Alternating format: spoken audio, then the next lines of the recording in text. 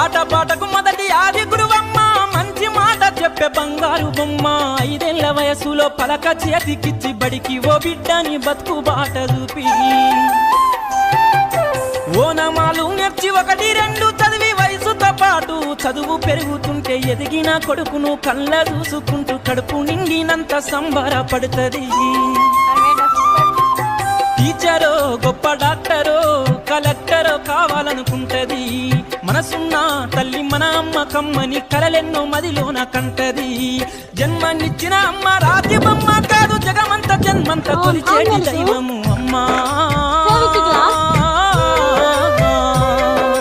కమ్మనైనా అమ్మ పాట వింటే ఎంత మధురమో మనసుకు కాదు మరువతరము.